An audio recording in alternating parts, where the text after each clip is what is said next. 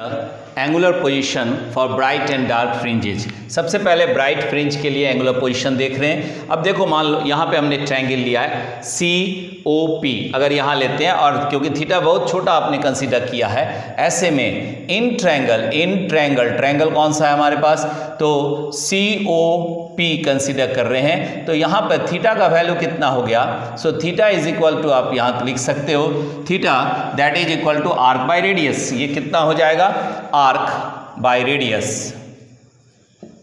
कैसे बात किए, तो अभी हमने कहा कि ये कंडीशन है। कंडीशन क्या है कि that D is very small then the capital D।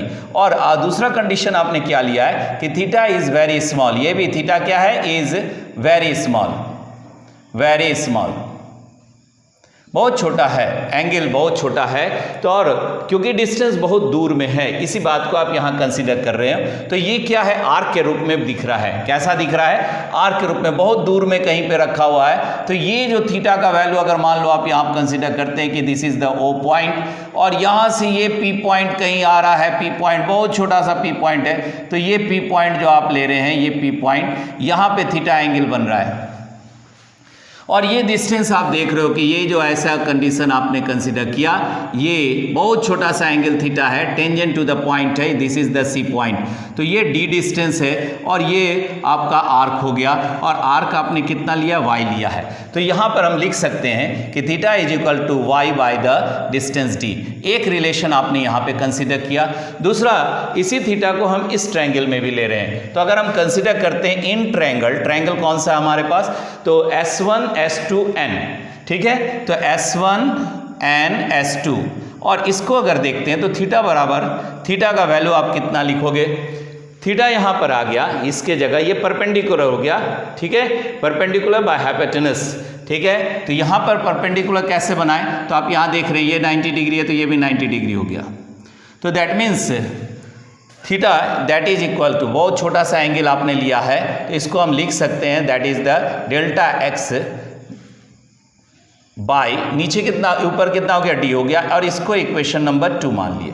अब दोनों को इक्वेट कर दो, इक्वेटिंग 1 and 2, ठीक है। तो कितना आ गया, दोनों को अगर आप बैठा दिए तो डेल्टा एक्स बाई डी, इसको हम ऊपर लिख सकते हैं YD बाई डी। अब यहाँ से देखो और इसका रिलेशन को देखो, यहाँ पे आ गया थीटा इज इक्वल टू, फिर यहाँ पर भी आप ले सकते हैं आर्क बाय रेडियस। यहाँ पर आप फिर ले रहे हैं theta is equal to this YD by D, है ना। यहाँ पर भी थीटा का वैल्यू आपने रखा डेल्टा एक्स बाई डी, ठीक है। ये देखो यहाँ पे,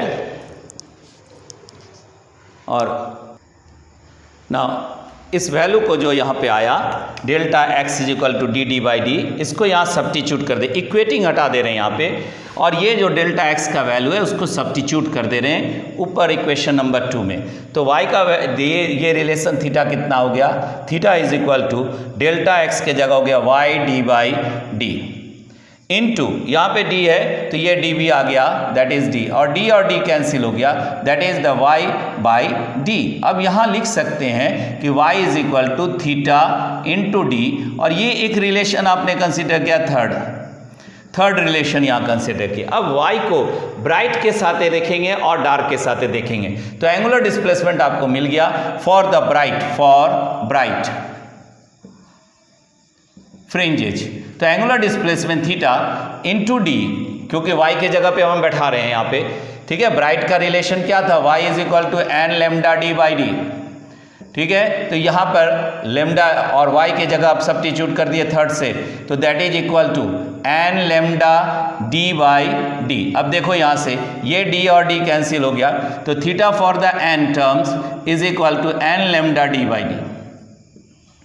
N का वैल्यू जितना आप रखते चले जाइए, वो D बाई लेमडा आपका बनते चला जाएगा। अगर हम डार्क के साथ बात करते हैं फॉर डार्क फ्रिंज, डार्क के केस में, तो यहाँ पर y का वैल्यू आपने यहाँ लिखा है, this y is equal to कितना हो गया, 2n + 1, और यह हो गया lambda D by D, 2D। अब यहाँ से भी आप y का वैल्यू बैठा दो, y is equal to theta, तो आप यहाँ पे लिख सकते हो theta D is equal to 2n 2n+1 lambda D by 2d। ये d और d अगेन कट गया तो रिलेशन आपके पास थीटा का आ गया। Theta for the n terms is equal to 2n+1 और ये हो गया लेमडा बाई 2d।